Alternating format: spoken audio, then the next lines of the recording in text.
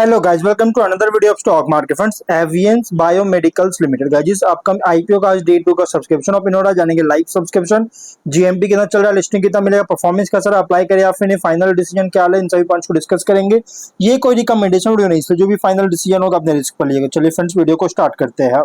तो guys IPO जो 18 को ओपन हुआ था और 22 जून मंडे क्लोज किया जा रहा है, 3 डे आईपीओ है और 25 जून का listing date, 10 rupees face value, 196 to 208 rupees का प्राइस बैंड, 8600 शेयर्स के lot size, fresh capital, book build IPO 30 crore का इशू साइज, 14.5 लाख शेयर्स का इशू किया गया है। Asnani stock broker market maker है।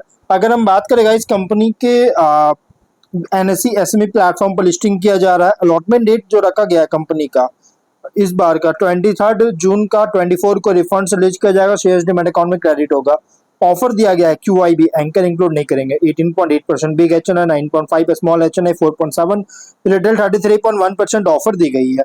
और रिटेल ओनली 2 लॉट अप्लाई कर सकते हैं, 1200 शेयर्स मिलेंगे, 2.5 लाख पे करना पड़ेगा।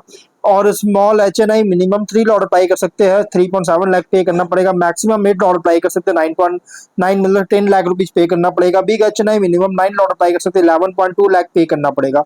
मैक्सिमम कोई लिमिट नहीं, लेकिन अगर 5 टाइम सब्सक्राइब होता है स्मॉल एचएनआई बिग एचएनआई में, तो आपको मिनिमम लॉट होगा। जैसे small HNI only 3 lot, big HNI only 9 lot allotment किया जाएगा। और लगभग एंकर सिर्फ 8.5 करोड़ का फंड रेज कर चुका है। अगर हम इसके सब्सक्रिप्शन की बात करेंगे तो डे 1 सब्सक्रिप्शन अगर देखा जाए तो क्यूआईबी बिल्कुल सब्सक्राइब नहीं हुआ, एक भी शेयर्स का बीट नहीं है। बाकी अदर कैटेगरीज बहुत ही स्ट्रॉन्ग है, एचएनआई रिटेल में बहुत ही स्ट्रॉन्ग सब्सक्राइब है।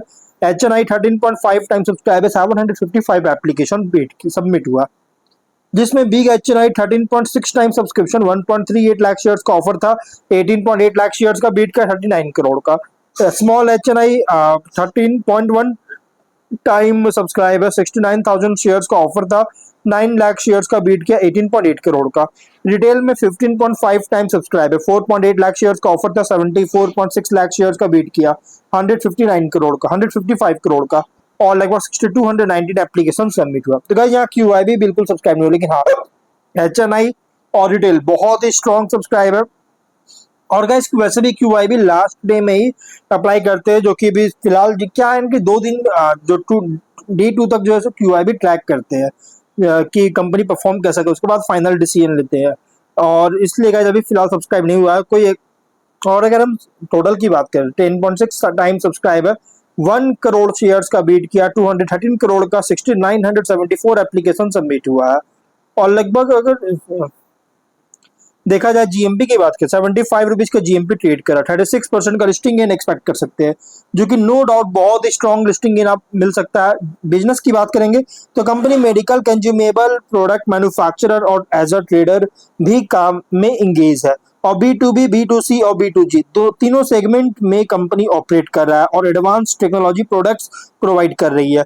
और कंपनी का फाइनेंशियल देखिएगा तो टॉप लाइन में यहाँ पे जो है और बॉटम लाइन में ग्रोथ देखने को मिल रहा है, स्टेडी ग्रोथ है, कोई सरप्राइजिंग बूस्ट वगैरह नहीं है, बल्कि स्टेडी ग्रोथ देखने को मिल रहा है। और इसके पीयर्स में अगर हम बात करें, एंडेम बायोसाइंस है, लेकिन फिर भी गाइस कंपनी का tiny paid up equity capital है, जो कि पोस्ट आईपीओ इंडिकेट कर रहा है माइग्रेशन के लंबा टाइम ले सकती है।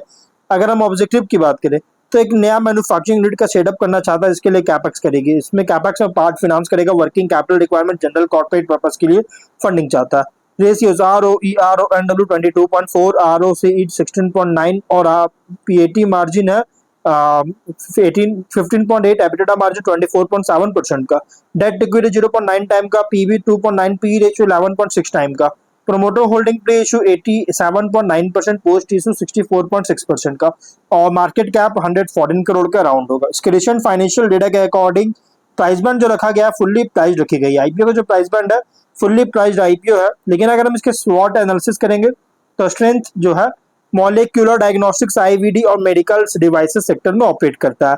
और diagnostic kits, laboratory equipment, molecular testing solutions का मैन्युफैक्चर और डिस्ट्रीब्यूट करती है। स्ट्रॉन्ग प्रेजेंस है इन्फेक्टियस डिजीज डायग्नोस्टिक्स में, जो कि इंक्लूड है dengue, malaria, other health care applications.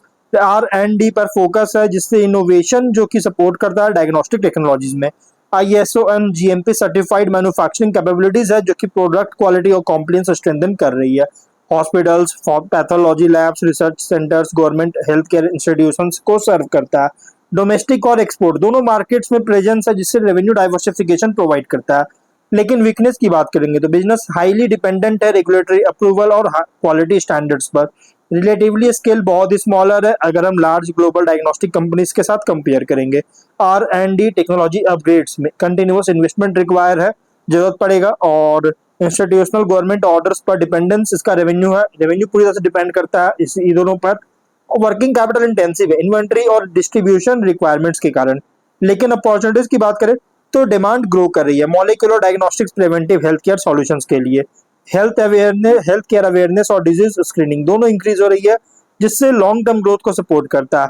New diagnostic categories में एक्सपैंड कर रहा है, जिससे रेवेन्यू डाइवर्स स्ट्रीम्स को डाइवर्सिफाई कर सकता है। एक्सपोर्ट अपॉर्चुनिटीज मिल रही है इमर्जिंग हेल्थ केयर मार्केट्स में। गवर्नमेंट का फोकस है हेल्थ केयर इंफ्रास्ट्रक्चर पर, जिससे डायग्नोस्टिक डिमांड को ड्राइव कर सकता है। लेकिन थ्रेट की बात करें तो कंपटीशन बहुत ही स्ट्रांग है multinational diagnostic medical device companies से। और रैपिड टेक्नोलॉजिकल चेंजेस के कारण कंटिन्यूअस इनोवेशन रिक्वायर हो सकता है, जरूरत पड़ सकती है। हेल्थ केयर रेगुलेशंस में कोई बदलाव आता है तो कॉम्प्लायंस कॉस्ट को इंक्रीज कर सकता है। सप्लाई चेन डिस्ट्रप्शन होता है मेडिकल डिवाइसेस, मेडिकल इक्विपमेंट या रेजेंट्स में, तो प्रोडक्शन को अफेक्ट कर सकता है। प्राइसिंग प्रेशर लगाया जा सकता है डायग्नोस्टिक इंडस्ट्रीज में, जिससे मार्जिन इंपैक्ट कर सकता है। पीयर कॉन्टेक्स्ट करेंगे तो लार्ज ग्लोबल डायग्नोस्टिक कंपनीज के साथ कंपेयर करें तो ऑपरेट कर रहा है as a mid scale molecular diagnostics and IVD solutions provider. Other health care diagnostic firms के अगेंस्ट देखा जाए तो product innovation, manufacturing capability, distribution reach पर compete कर रहा है। इन्वेस्टर के लिए IP रिप्रेजेंट कर रहा है health care diagnostics and medical devices sector play, जहां ग्रोथ डिपेंड करता है health care demand, technological advancement और डोमेस्टिक एंड इंटरनेशनल मार्केट्स में एक्सपेंशन पर। तो ओवरऑल अगर बात करें देखिए IPO जो प्योर लॉन्ग टर्म IPO अगर आप अच्छे से एनालाइज किए कैश एक्स्ट्रा में है तो कंसीडर कर सकते हैं, बट फाइनल डिसीजन जो भी लीजिएगा अपने रिस्क पर लीजिएगा। ये कोई रिकमेंडेशन वीडियो नहीं है। तो गाइस वीडियो कहीं पर एंड करता है, अगर कोई डाउट है कमेंट बॉक्स में पूछे। मिलता है नेक्स्ट वीडियो में, बाय।